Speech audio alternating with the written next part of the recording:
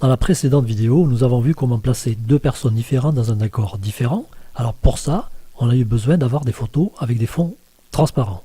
Le fond des photos sur lesquelles étaient les personnes devait avoir un fond transparent de manière à pouvoir placer ces personnes sur un autre décor. Alors maintenant, nous allons voir comment rendre le fond d'une photo transparent.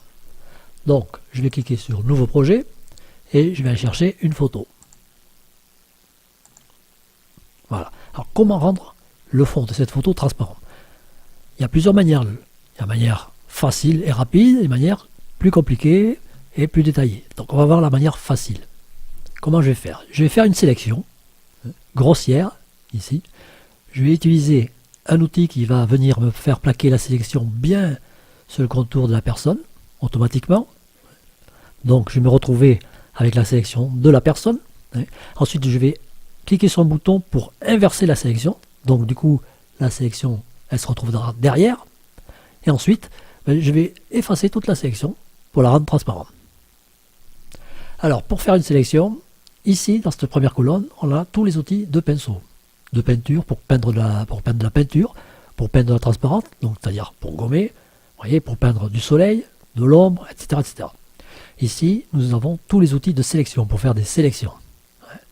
Et ici, nous avons d'autres outils, d'autres paramètres, entre autres les deux premiers, qui sont très importants, qu'on utilisera souvent. En bas, nous avons d'autres paramètres, comme on a vu dans la première vidéo, par exemple, les dimensions, etc. Et ici, à droite, on a les diapos qui correspondent aux photos qui se trouvent dans la scène. Donc, première chose à faire, on va faire une sélection. Quel outil on va utiliser? Bon, en général, moi, je préfère le polygone, mais là, on va prendre le lasso, parce qu'il est plus simple à expliquer. Les différents outils de sélection, on les détaillera dans une autre vidéo. Pour l'instant, on veut juste faire notre fond transparent. Donc, je prends cet outil, le lasso, je me mets ici, j'appuie sur le bouton gauche de la souris, je maintiens le bouton gauche de la souris enfoncé et je glisse ma souris. Voilà, donc je vais m'arrêter ici, je ne vais pas aller jusqu'en haut, volontairement. Voilà. Et maintenant, je relâche le bouton gauche pour faire la sélection. Ensuite, donc, je vais utiliser un outil pour pouvoir venir plaquer la sélection sur le bord.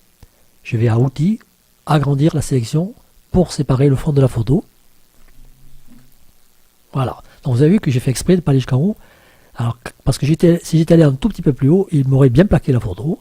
Et moi, je voulais faire exprès de ne pas bien la plaquer. La plaquer? Oui, la plaquer. Pour voir comment on doit faire dans ces cas-là. Donc, je vais faire un zoom. Roulette de la souris, bouton du milieu pour naviguer. Je rappelle que pour ceux qui sont allergiques au bouton de milieu, ils ont la possibilité d'afficher les ascenseurs. Alors, donc là, on voit qu'il manque un bout de sélection. Alors, je pourrais recommencer la sélection et aller un petit peu plus haut, mais c'est pas ce que je veux faire. Moi, ce que je veux faire, c'est rajouter un petit bout de sélection en plus. Alors, qu'est-ce qu'il faut faire dans ces cas-là? Je vais maintenir le bouton majuscule du clavier enfoncé. Donc, j'appuie sur le bouton majuscule, je le maintiens enfoncé. J'appuie sur le bouton gauche de la souris, je le maintiens enfoncé également. Et je glisse ma souris un petit peu plus haut, là, ici. Voilà. Et je relâche le bouton gauche de la souris. Et maintenant, je relâche la touche majuscule du clavier. Et enfin, je refais un petit coup de agrandir la sélection. Et voilà. Donc, zoom, roulette de la souris. Vous voyez que j'ai une sélection. Alors, vous voyez que la sélection, elle a un peu de bord, là. Elle n'est pas bien planquée. Parce que toutes les sélections ont un bord. Par défaut, ici, c'est des contours en fait. Contour sélection, par défaut, il y a 2. On peut le mettre à 0, on peut monter jusqu'à 20. Mais si on le met à 0, on va avoir un bord bien abrupt, bien net, bien défini. Ça ne sera pas naturel. Donc par défaut, 2, c'est la meilleure option. On va voir juste après comment faire pour régler ce petit problème. Donc pour l'instant, j'ai ma sélection du personnage et je veux sélectionner le fond. Donc je vais inverser la sélection. Donc ici, dans les outils de sélection, si je descends un petit peu plus bas, si vous ne le voyez pas, vous cliquez ici pour apparaître. On a ce bouton, c'est inverser la sélection. Donc je clique dessus, voilà. Donc là, on l'a peut-être pas forcément vu, mais vous avez vu qu'on a les petits tirets qui sont venus sur l'extérieur. Donc en fait, maintenant, c'est l'extérieur qui est sélectionné. C'est plus le personnage. Alors là, maintenant, on va supprimer, effacer le fond. Donc pour supprimer, effacer, on va peindre de la transparence. Donc on va utiliser la gomme qui se trouve ici. Ok. Donc, en fait, il y aurait une manière encore plus simple qui se trouverait dans sélection. Vous voyez, sélection, transparence. C'est-à-dire si je clique ici, tout ce qui est sélectionné va devenir transparent. en une seule fois. Je vais le faire de suite, juste pour vous montrer. Vous voyez, je fais ça, hop, voilà. Ouais. Mais on peut utiliser notre technique, je reviens en arrière, qui sera un petit peu plus long. Mais comme ça permet d'apprendre. La gomme. La gomme, c'est pour effacer. Vous voyez, je vais gommer. Donc, je peux régler le diamètre du pinceau et l'opacité. Alors, par défaut, l'opacité elle est à 200, mais ce n'est pas le maximum. Le maximum, c'est à 255. C'est-à-dire, lorsque je suis à 255, je vais effacer complètement. Si je me mets moins, par exemple vers 90, je vais effacer un petit peu, mais je vais continuer à avoir encore la photo de devant. Alors moi, ce que je veux, là, c'est effacer complètement, donc je vais au maximum. Alors, pour peindre de la couleur, pour effacer, etc., je maintiens le bouton gauche de la souris enfoncé et je glisse. Alors là, qu'est-ce qui va se passer lorsque je vais sur le bord, là, vous voyez, hop, eh ben, je vais continuer à rester dans la sélection. Parce qu'en fait, quand il y a une sélection, même si vous dépassez, vous ne pouvez peindre ou effacer que dans la sélection. Donc, d'où l'intérêt de faire une sélection, en fait. Comme ça, on ne fait pas de bêtises. Okay. Donc, quand il y a une sélection, on ne peut peindre et travailler que dans une sélection. Si vous voulez peindre et travailler partout, il ne faut pas qu'il y ait des sélections. Alors, pour désélectionner tout, ici, vous cliquez sur la flèche ou alors vous tapez sur la touche échappe. Ça revient au même. Là, maintenant, si je gomme, je vais gommer partout. Ce qui peut arriver un jour, sans le faire exprès, c'est que vous avez une petite sélection que vous avez fait là, que vous n'avez pas encore désélectionné, par exemple. Vous voyez, je viens de la faire ici. Vous allez vouloir travailler, et là, il ne se passe rien. Vous allez dire, mais ça ne marche pas, il y a un bug. Mais parce qu'il y a une sélection. Donc, quand il y a une sélection, vous ne pouvez faire que la sélection. Vous voyez que si je le fais ici, voilà, on est déjà sur partie transparente. Donc, forcément, ça ne va rien changer. Donc, je désélectionne. Et là, maintenant, si je prends ma gomme, pas de problème, je peux effacer. Ok. Donc là, pour revenir en arrière, c'est ici. On a également une liste ici pour revenir en arrière. Voilà, donc je vais aller tout à fait au début. Juste après nouveau projet. Voilà. Donc, on a vu qu'on pouvait le faire automatiquement quand on a fait une sélection ici. C'est ce que vous ferez d'ailleurs en général. Bon, mais volontairement, j'ai également utilisé la méthode gomme pour bien apprendre déjà cet outil. Donc, on va recommencer. Puisque du coup, je suis revenu en arrière un peu trop. Donc, ici, je fais mon petit contour. Bon, là, je vais aller un tout petit peu plus haut. Parce que sinon, je sais qu'il va falloir le faire deux fois. Voilà, je relâche le bouton, j'ai fermé ma sélection. Outil, agrandir la sélection. Voilà. J'inverse. Je viens ici, sélection, transparence. Alors, quand j'utilise cet outil, par contre, c'est complètement. Il n'y a pas de moitié-moitié ou réglage possible, c'est complètement. Donc là, je désélectionne. Et alors là, maintenant, on ne le voit pas trop parce que derrière c'est quadrillé, mais on va faire en sorte de le voir mieux. Donc, vous voyez que par défaut, on a du quadrillage. Si je clique sur cette case, on va avoir de la couleur de fond, au lieu d'avoir des carreaux. Voilà. Donc là, déjà, vous voyez qu'on voit bien le problème. Par défaut, elle est noire, cette couleur, mais si je clique ici, je peux changer la couleur, jaune, bleu, vert, n'importe. Je laisse en noir parce que là, justement, c'est ce qui m'intéresse. On voit mieux. Vous voyez ce gris là, ici? Alors, il va falloir l'arranger. En fait, ça va être très rapide aussi, pareil. Ça qui est bien, c'est que dans ce logiciel, tout est rapide.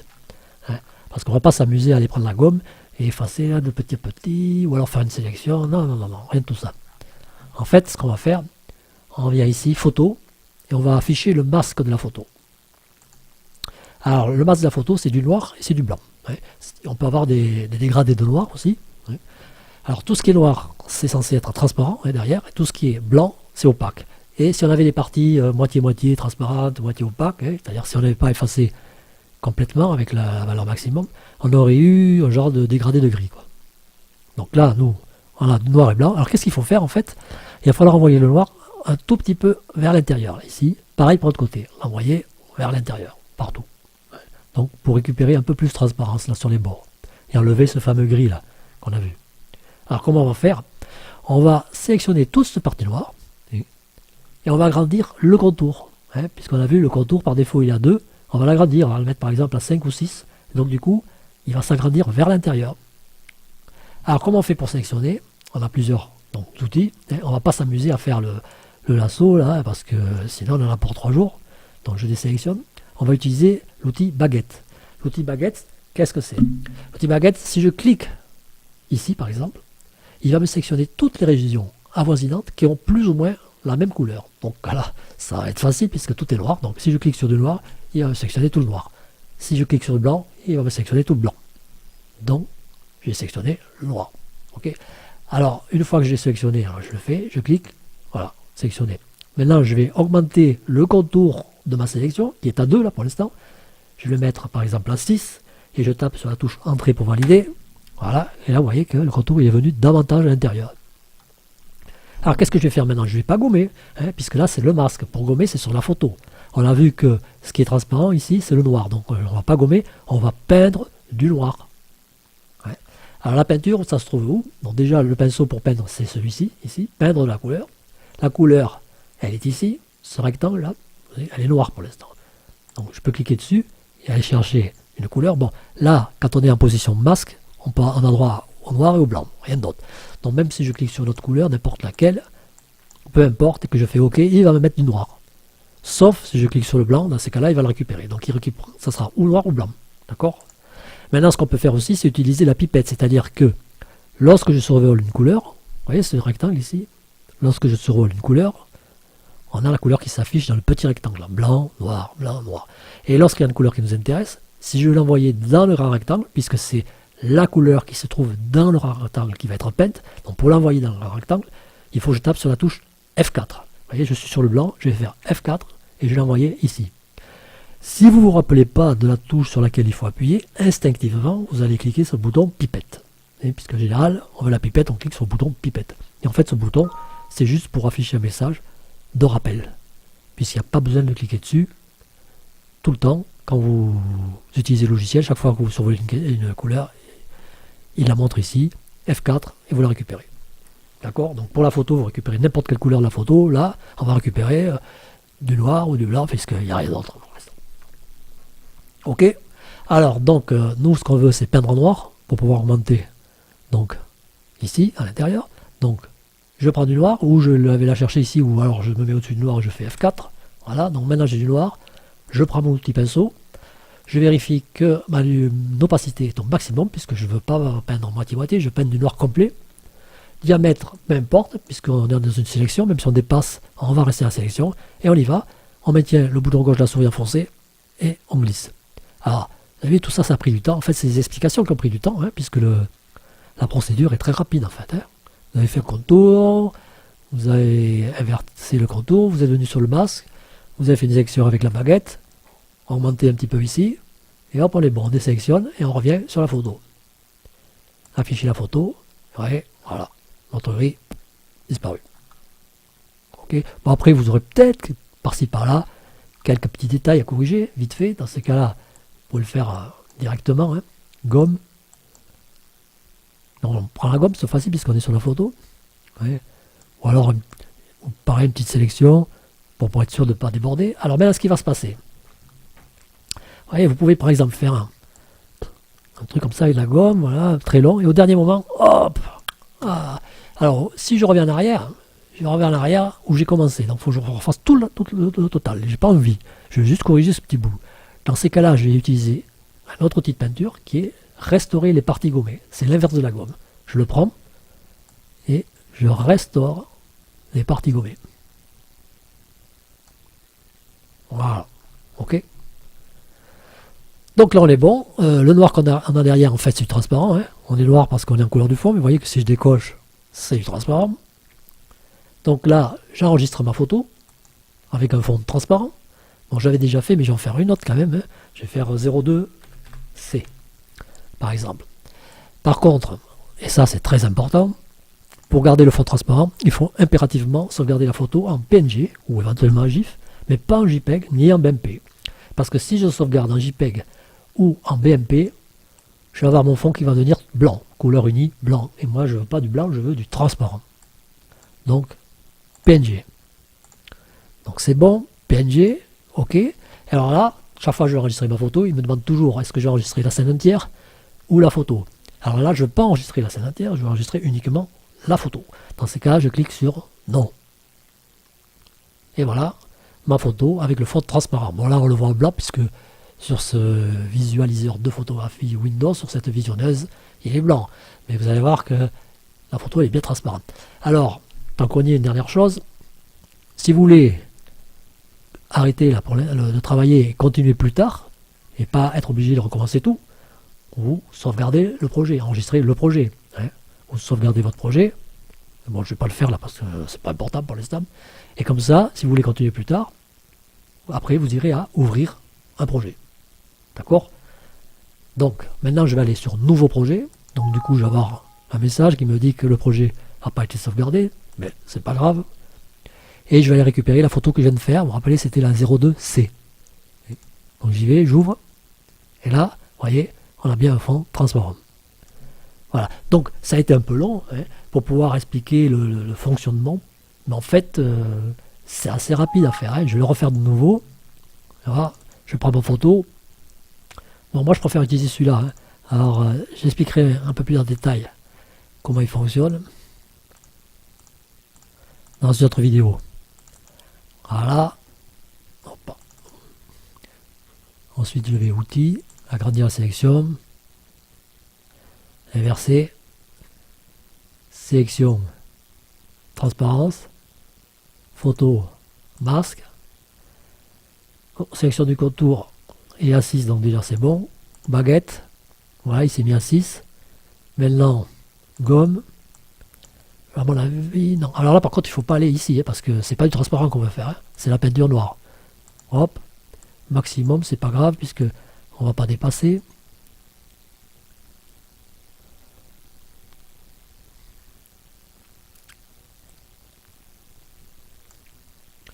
Photo. Non, on est déjà dans le masque. La photo normale. Là, on est bon. Enregistrer la photo. Bon, je vais faire 2D cette fois-ci. En PNG, donc c'est bon. Enregistrer que la photo sélectionnée. Et voilà. Ouais. Hyper rapide en fait. Voilà. Donc prochain exercice dans la prochaine vidéo.